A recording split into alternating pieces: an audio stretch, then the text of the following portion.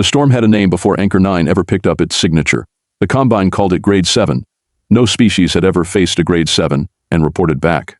That wasn't a warning. It was a fact filed away like a weather statistic nobody expected to matter again. Vexthal Wren stood on the observation deck above outpost Anchor 9 and watched the readings climb past every number in his training. He had come here to grade humanity the same way he'd graded 11 other species before them. He expected to write a short report and leave. Instead, the Rift was about to hand him something he had never seen before. A species that refused to die on schedule. Anchor 9 wasn't much to look at. A mining and research platform bolted onto the edge of a dying star system. Built fast, built cheap, built by people who cared more about function than appearance. The Ashor Kin engineers who toured it during inspection hadn't hidden their opinions. Cables ran in the open. Panels were patched instead of replaced. Nothing matched. To a species that valued precision above everything, it looked less like a station and more like a wound someone had stitched shut in the dark. Mara Voss had built half of those patches herself. 6 years on Anchor 9 had taught her that the station never stayed fixed for long. Something always drifted out of alignment. A seal always wore thin before the supply ship arrived. She used to apologize for it during inspections. She stopped apologizing after the third inspector called the station an embarrassment, and then left without offering a single spare part to fix it. She was in the reactor bay when the first tremor hit, elbow deep in a coolant line that had been failing for a week. Command hadn't approved a replacement part yet. She'd rerouted it twice already. She figured she could do it a third time. Then the lights dimmed and the whole station groaned like something enormous had just leaned its weight against the hull. "Report," she said into her comm, already moving. "Rift discharge unscheduled," came the reply. "It's early. It's big." Vex watched the same numbers from above and felt something close to alarm. An emotion his species rarely indulged. The storm wasn't due for another 6 hours. The models had been wrong. Worse, the storm's energy signature wasn't behaving like the 11 previous failures in the Combine's records. It wasn't simply venting outward and destroying whatever stood in its path. It was pulsing, testing, almost as if it were looking for a way in. That detail didn't make sense yet. Vex filed it away and kept watching. On the station, nobody was screaming about the storm. They were screaming about the reactor core, which had just lost its primary containment field the moment the tremor hit.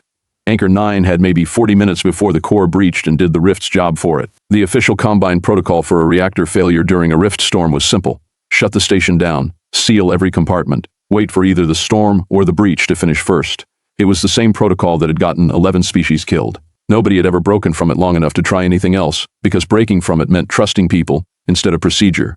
Vex knew the protocol by memory. He had watched it fail 11 times before, and each time the failure looked identical. A species would seal itself away and wait quietly for the numbers to decide their fate.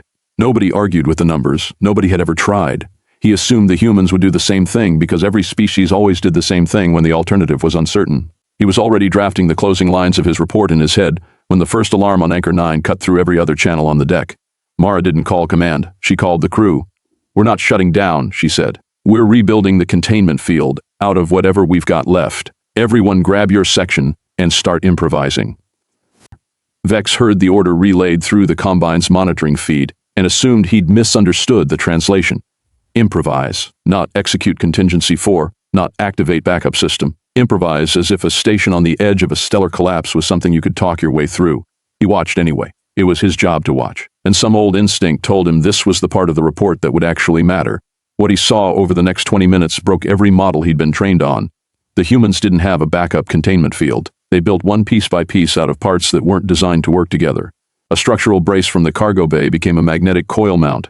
Emergency lighting cable got torn out and repurposed into a field conduit. None of it was elegant. None of it followed a blueprint because there was no blueprint for a problem nobody had planned to survive. And somehow impossibly the pieces started talking to each other.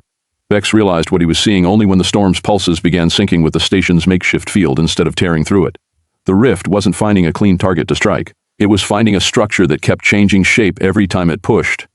That was the mystery answered, and immediately replaced by a bigger one. How does a station built by dozens of separate people, none of them coordinating through a central authority, end up moving like a single organism under pressure? Vex pulled the station's construction logs while the field held. He expected to find a hidden central plan, some blueprint the humans had followed without telling the Combine. Instead, he found hundreds of small separate decisions made by hundreds of different workers over 6 years. A welder here choosing a slightly stronger joint than required. A technician there adding a backup line nobody asked for. None of them knew the others were doing it. None of them needed to. Every one of them had simply assumed something might break someday and prepared for that day without waiting for permission. It wasn't a system, it was a habit, and the habit had just saved every life on the station. He didn't have an answer yet for what that meant about the species itself. Neither did Mara. She wasn't thinking about theory. She was thinking about the exposed junction on Deck 3 still leaking coolant, the junction about to become the weak point in a field made of borrowed parts and stubbornness. "Field's holding at 60%, someone called over the comm. "We need 10 more.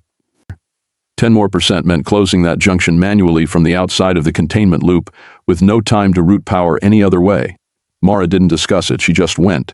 Someone on the comm told her to wait for a second option. There wasn't time for a second option, and both of them knew it. She pulled her helmet seal tight and moved through the corridor toward Deck 3 while sparks rained down from a ceiling panel that had already given up. The station shook again. A support strut buckled somewhere behind her, and she didn't look back to check it. Looking back wouldn't fix the junction. This was the moment the story had been building toward without saying so. Not a bigger weapon, not a hidden power. Just a person deciding in less time than it takes to explain the decision that the 10% mattered more than she did. She reached the junction with the field already straining around her, sealed the leak by hand, rerouted the last conduit through her own suit's power core because there was nothing else left to route it through. The field snapped shut at 71%. The core held.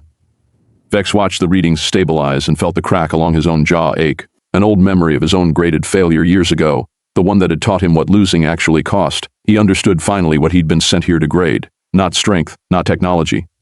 The Combine had spent 11 species and never once asked the only question that mattered. What does this species do when the plan runs out? Mara made it back through the airlock alive. Burned and half frozen but alive. The reactor held. The storm passed. Anchor 9 against every number in the Combine's archive was still standing when the rift's light faded from the sky. Vex requested a private channel to the station 3 hours later.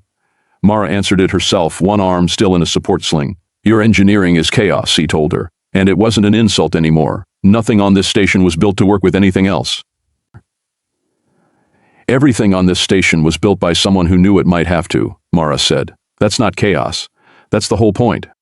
Vex looked at the crack along his own jaw and the reflection of his display. The mark that meant he had once failed and lived anyway. And understood that humanity had built an entire species out of that same mark. Not perfection, recovery.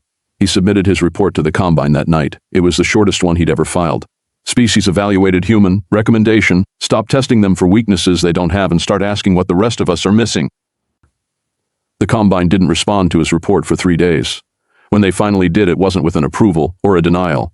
It was with a single question forwarded from a species Vex had never spoken to directly. They wanted to know how a station with no central authority could hold together at all. Vex didn't have a clean answer for them either. He only had Anchor 9 and the woman who walked out of that reactor bay burned and still standing. Somewhere past the edge of the Kess rift, the storm moved on to test someone else. It wouldn't find the same answer twice.